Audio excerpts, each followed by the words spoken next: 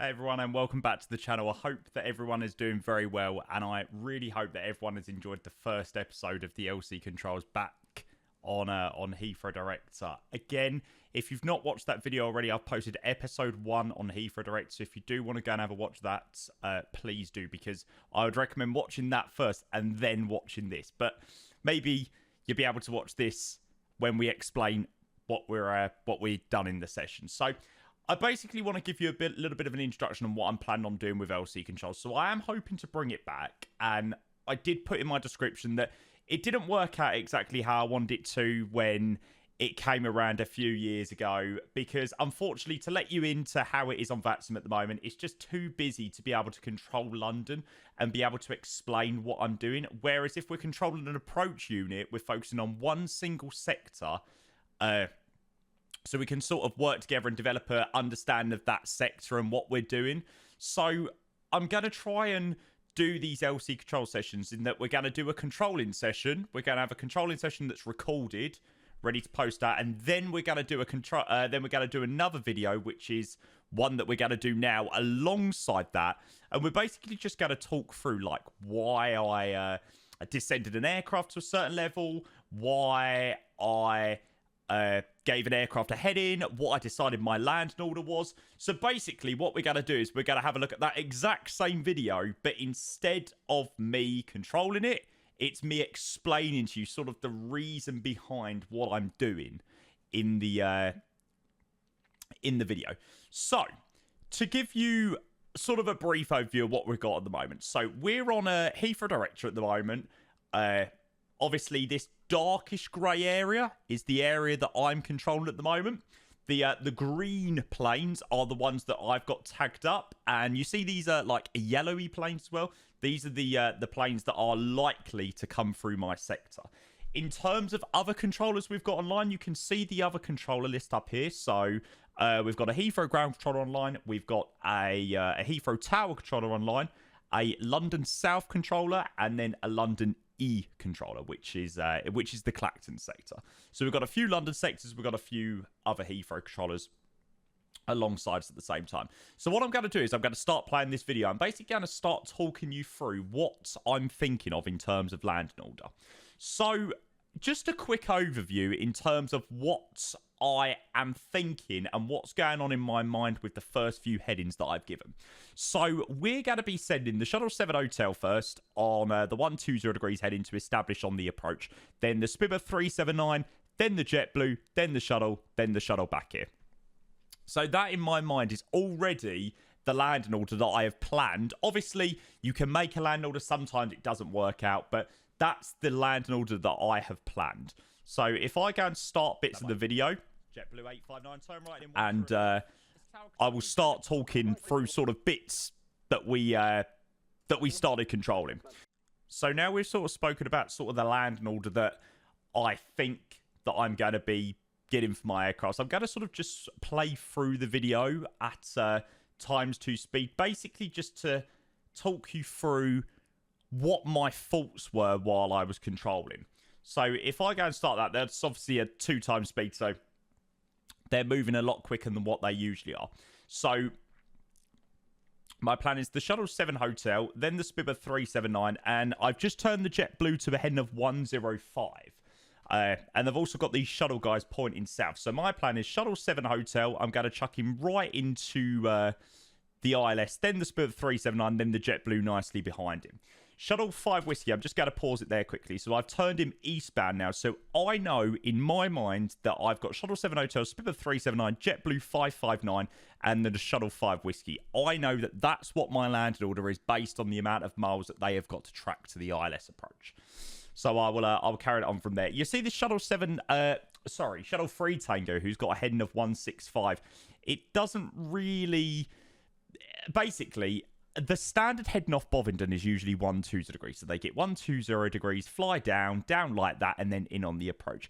That sort of 165 heading off Bovingdon usually just gives you a few extra miles to work with. So you can sort of work out what your plan is.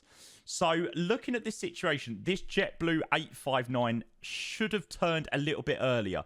If I remember rightly, I did give him the right turn quite a bit earlier. But obviously, be it VATSIM, sometimes they don't turn straight away. So that's probably messed up my plan with what I was thinking of the Shuttle 9 Tango to slot nicely behind the Shuttle 5 Whiskey. So I'll carry on playing it and we'll look what we got. So Shuttle 7 Hotel, I have just turned him right to a heading of 180 degrees, I think. Did I just give him right turn? Yeah, I haven't updated it in the tag yet. But I've given the Shuttle 7 Hotel 180, which is his base turn, and I've started reducing his speed back to 180 knots. So we know that he's going to be number one in on the approach, and he has no conflict with anyone. There is no sort of main separation that needs to be done.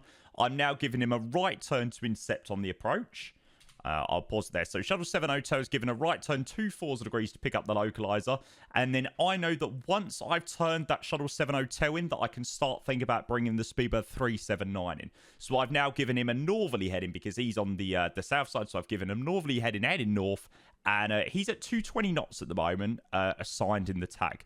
So probably because I've given the Shuttle 7 Hotel 180 to make the turn onto final, I'll give the same to the 379 because at this point in the approach, we're not creating separation. The separation should have already been created. We're maintaining the separation. So the whole point of giving these headings isn't to create separation as such. It's to maintain a heading that we'd already had when they'd left the stacks, Bovingdon, Biggin, Lambourne, Ockham, anything like that. So Shuttle 7 Hotels turned in. Spibber 379 is given a northerly heading in as well.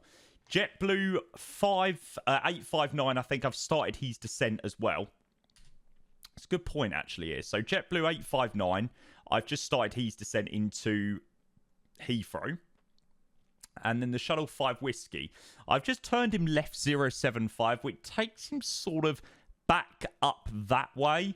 Why have I done this? Why couldn't I have just kept him on that easterly heading? So the reason is the JetBlue is pointing in that southerly, is pointing on a 120 degrees heading. Again, if that JetBlue had turned earlier to the heading that I'd originally assigned, then it probably would have worked out fine, and the shuttle would have continued nicely on the easterly heading and could have slotted in behind the JetBlue. But I've now had to turn the shuttle to 075 to not maintain separation now. I'm now creating separation because obviously the JetBlue took a little bit longer to turn. This Air France as well over here is in the hold at Ockham, so obviously we'll get back to him in a moment. So what am I doing here? I think I was moaning here that I think I was moaning there that departures were coming to me and not to the correct London, but it happens. Tower was busy, so these things happen. So Shuttle 7 Hotels just picking up the localize now. I'm reducing his speed 160 knots till 4 DME. You'll hear that a lot. You'll hear 170 knots till 5 DME, 180 knots till 6 DME, 180 knots till 5 DME. You'll hear all sorts of instructions like that. So DME is distance measuring equipment. So that's the speed that the pilot must maintain on that published approach. So if it's an ILS approach, you'll be 160 knots till 4 DME, which is 4 DME out from the runway pretty much. So the Shuttle 7 Hotel is establishing nicely now. And the Spibber 379 is on the downwind heading. What am I going to do here? Okay, so I descend the Shuttle 5 Whiskey to 5,000. Can't remember whether I put the shuttle in front of the JetBlue, maybe. Not too sure. We'll have to see how this plays out, actually. And the Spibber 379, we've just given him a west heading 300 to establish. So he's going to slot in nicely behind the Shuttle 7 Hotel. Slightly fast as well. Really, he should have been on 180 knots there. He's still on 220. You can see that in the tag with the 22 there. Maybe that was a case that I just didn't update the tag or whatnot. But yeah, he should be a little bit lower.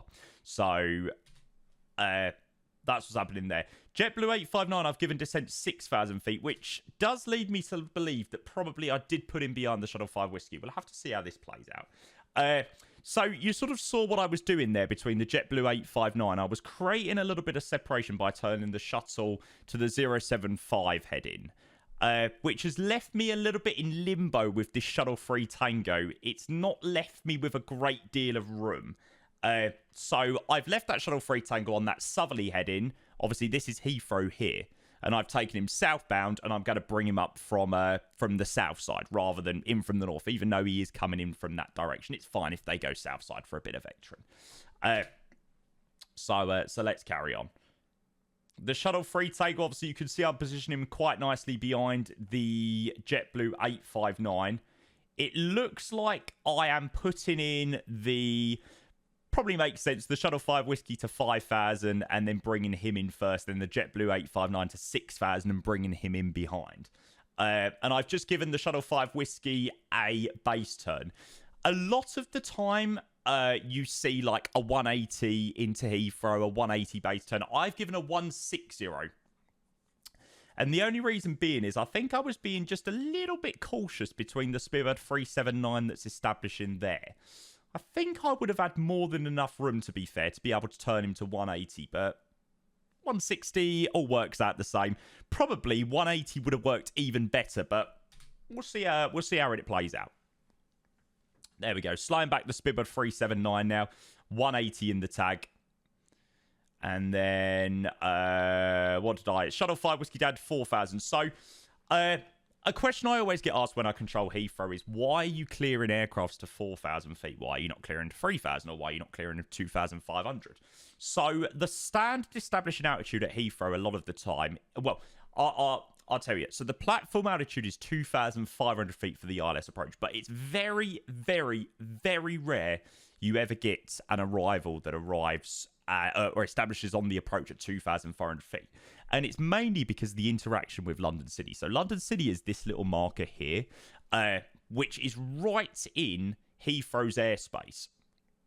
But it's below Heathrow's airspace. So you get those departures out at 3,000. They maintain 3,000 after departure. And then you have your arrivals in at 4,000. So there's basically certain areas of the Heathrow area in which you can descend aircrafts to 3,000 to 4,000. But the majority of the time, if you're flying sort of near London City or over the top of London City, you're going to be establishing at 4,000 feet. So let's carry on and see what this looks like. You'll see me just picking up a few aircrafts here and getting these guys ready to be vectored in. Okay, so what are we doing here? So Shuttle 5 Whiskey, I know, is going to slot nicely in behind the Speedbird 379. I've slowed the Shuttle 5 Whiskey down to 180 to maintain the separation. I don't want the Shuttle 5 Whiskey still at 220 knots. Otherwise, if I keep him at 220 knots, the separation between him and the 379, which we've maintained and created and then in turn maintained, will be gone. So Shuttle 702, Speedbird 379, those guys are now totally clean. They're 160 till 4 miles, which you can see on the tag, and they're both nicely on the approach path. So it's literally just a case of that I'm waiting to get a nice gap to send them over to the tower controller. And obviously the tower controller will be responsible for clearing them to land and stuff like that. So Shuttle 5 Whiskey, I will probably give a right turn. There you go. So right turn 2/4 degrees to establish on the approach. Usually we give nothing greater than, is it 30 or 40 degrees to intercept an ILS? I think it's 30 degrees, yeah. So obviously 2/4 degrees is perfect for Heathrow, or is it 40 degrees? It might be 40 actually. So 2/4 degrees works perfectly for a 2/7 approach, and that's sort of the standard heading. You either get 240 to establish or 300 to establish for standard in Heathrow, but standard never lasts very long actually. So Shuttle 4 Whiskey, Shuttle 5 Whiskey's going to turn in nicely behind him. As soon as the Shuttle 5 Whiskey starts to establish, we'll start dropping E-speed back to 160 knots as well. Okay, so that's sort of the first few aircrafts. That's how we separated them. That's how we created our landing order. Now the next few we've got is Shuttle 3 Tango, who was the guy that came in from the north vectored south side, and we've got the Speedbird 1913. So by the looks of it, I'm planning on going Shuttle 3 Tango and then the Speedbird 1913. We've got a couple of guys down here. I think the Air France was in the hold as well. And the Speedbird 51 Papa is about to enter the hold as well. So let's play this and see how they carry on. So Shuttle 7 Hotel, there we go. I was just releasing the tags there. So they're both off to Heathrow Tower. The JetBlue 859, I gave a left turn. By the looks of it, I didn't clear him down to 4,000 feet, which isn't the end of the world because 5,000 feet, he's X amount of miles out. He'll still be able to pick up the glide and the localizer at 5,000 feet. If the turn was maybe a little bit tighter. And I was thinking 5,000 is a little bit, he's going to probably be capturing it from above. Then I would descend him down to 4,000 feet to make sure that he's capturing the glide exactly as the procedure wants you, which is a 3-degree glide path into Heathrow. So there you go. Shuttle Fire Whiskey's nicely established. We're going to drop him back to 160 knots. JetBlue 859 is obviously establishing now. We'll start bringing him back to 160 knots once he establishes. Shuttle 3 Tango, I've given him a 0.5 degrees heading. So the plan in my mind is to slot him nicely in behind that JetBlue. I've got a little bit of room here because between these guys, I didn't actually have that much room. So I've been able to get a little bit of a gap now between JetBlue 859 and the Shuttle 3 Tango, which gives me a little bit of room to work with, which is very useful, trust me. At Heathrow, we're not exactly gifted with a great deal of space. So, yeah. Shuttle 3 Tango, there we go. You saw in the tag, I changed it to 4,000. So, he's obviously going to be the next one in. JetBlue 859, I've just slowed back 160, which we said again till 4 DME. Updated that in the tag. And he's slotted nicely in behind all that other traffic. What have I given the Spearbird 1913? 085, yeah. So, obviously, my plan is to send the Spearbird 1913 in behind the Shuttle 3 Tango down here. Not a very standard heading that I gave to the Shuttle there. I gave him a 330. And probably the reason why I gave a 330, you know how literally a couple of seconds ago I said that I had a little bit of extra room.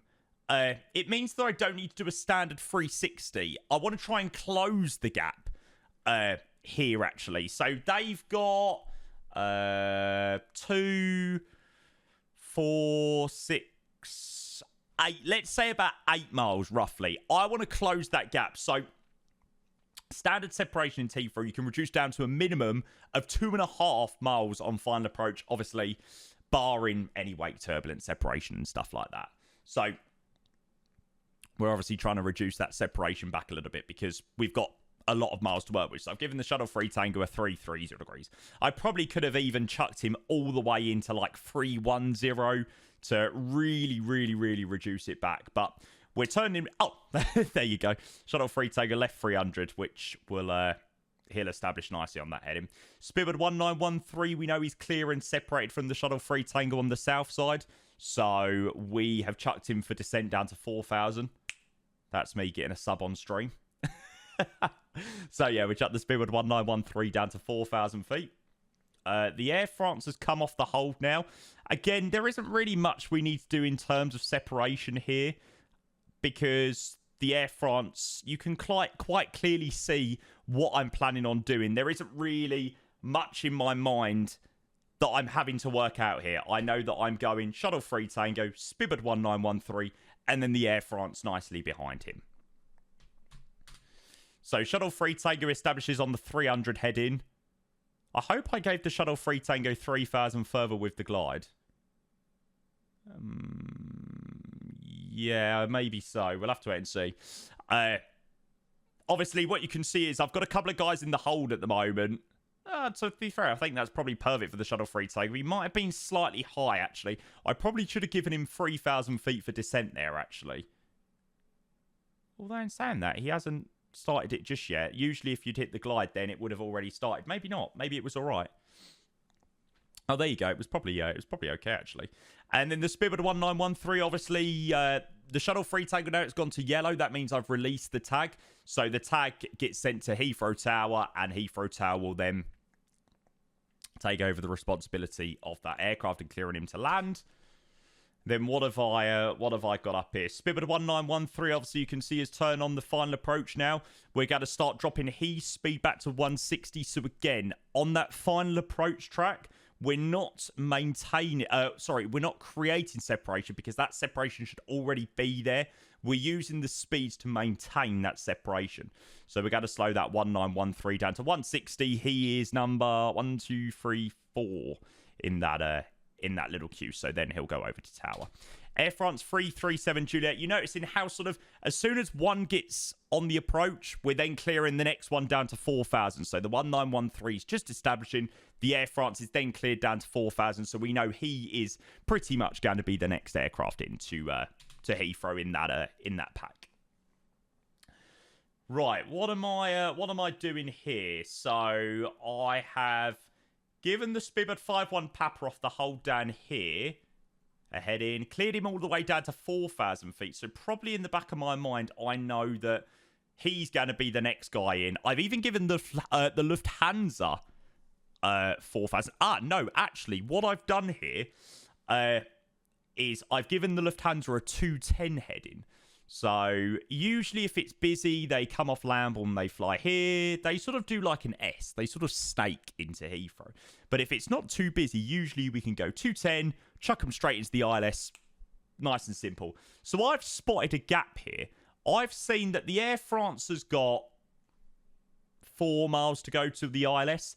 Then the Lufty has got about 11 miles from up there. And then I've seen the Spibbard 5-1 Papa's got about 16 from his current position. So I'm using that information to now think, right, in theory, the Lufthansa should be behind the Spibbard 5-1 Papa, but the miles that they have got to the approach means that the Lufty makes more sense going behind the Air France rather than the Spibbard. And then by him not having to do the entire snake approach, it means that I can bring these guys off the hold quicker because I haven't got as much of a backlog in this area. So my brain can then start thinking, right, how can I now integrate those guys into the arrival stream? So let's watch how this plays out. So I've given him 210 and then all the way down to 4,000. Probably should have waited. So in this area here, you can descend to MSL. Nothing below, but I've cleared him all the way down to 4,000 feet. So, again, another little error on my part. Should have kept him MSL, wait till he's clear, then started to descend. So, you watch these things back, and even though I've been controlling for as many years as I have, I still make errors like that, which, I mean, look, aren't a big deal at the end of the day, but, yeah, still an error. Here, I'm probably just picking up a few depths, but, I mean, we're not really worrying about any of the departures. Most of the departures are going to the London sectors, so... yeah. Air France, we've turned him in left heading 300 to establish. That's Euroscope, just being Euroscope. Probably what I should have done. So the reason Euroscope is sort of binging red up here is it's saying there could potentially be a little bit of a conflict here. Maybe be careful. Maybe I should have dropped the Lufthansa to 5,000, waited until there was absolutely no separation concern, then continued him down to 4,000, but I just chucked him down to 4,000. So that's why Euroscope is sort of binging and flashing red at me, because they're descended to the same level, basically heading in the same sort of direction. You can sort of see they're heading for each other. Or Euroscope doesn't have the mind to be able to know that they are being vectored away from each other. They're not on, like, Euroscope thinks he's got to keep going that way, and the Euroscope thinks he's got to keep going that way. So, which obviously isn't happening because the Air France is turning left heading 300.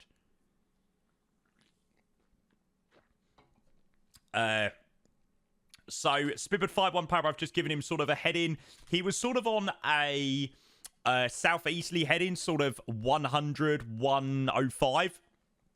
I've given him 070 because I know he's now going to slot pretty nicely behind the Lufthansa. And again, he's on 220 and the Lufty's on 220. So we know they've got perfect amount of separation. We're using that 220 knots to maintain that separation. I was dealing with a Shuttle 9 Alpha all the way back, Shuttle 9 Alpha back here, but he was right at the back of the pack, and I think he was the one that I didn't end up controlling out of this lot because I closed up the sector or handed it to another controller. So the Air France has now got over to tower. We've given him 160 knots till 4 miles, and he's nicely separated between the British Airways aircraft in front of him.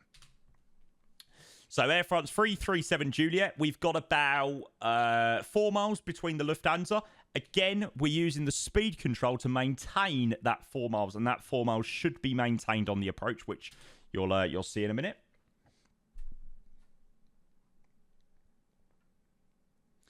Then Lufty 7-1 Lima, we've given a right turn in to intercept the approach. Again, Euroscope's binging at me. Not binging at me as such, but just informing me that potentially there could be a slight conflict somewhere. So yeah, speedbird 5-1 Pabba. We've then dropped his speed back 180 because we know, again, he's got 4 miles on the Lufthansa in front. So we've dropped him back to 180 to, again, maintain that separation. Lufty, I've dropped the speed all the way back to 160. We've got, perfect 4 miles. 3.7, 3.8, it looks like. So not a perfect 4, but that's fine. They're both the same aircraft type. So 2.5 miles is the lowest we can go. But that's a good amount of separation between those guys. So they've got a nice amount of sep. The Lufty has got the exact same amount of sep as the Speedbird 5-1 Papa. And then, obviously, as soon as the Speedbird gets up on the approach, there's me looking and probably having a moan about the other sets that are on. As soon as the Speedbird establishes, we're then going to start dropping his speed back to 160 knots as well. Just dealing with a few more departures there. I was probably thinking, why am I getting so many of these departures? We were only meant to get anything sort of heading up sort of the Midlands way with the other London sets that were online. And the Speedbird dropping his speed over to tower. And then obviously you can see what I'm planning on doing with the Speedbird 1507, who's the last aircraft that I control. And chuck him in behind. So yeah, I hope you all enjoyed that. Hopefully that gives you a decent idea of the method behind what I was doing, or sort of me thinking out loud about what I was doing. So sometimes when you control, you just get totally swamped by dealing with 100 other million things that you don't get a chance to explain what you're doing or what your method is behind giving a turn, a speed, an instruction, a heading, anything like that. So yeah, hopefully that was a good sort of explanation as to what I'd done in episode 1 of LC Controls. So of course, if you would like to see more, I would love to know. Please do let me know down in the comments if you'd like to see more things like this. And yeah, I look forward to seeing you in the next video. Thanks for watching, guys. Take care. Bye-bye.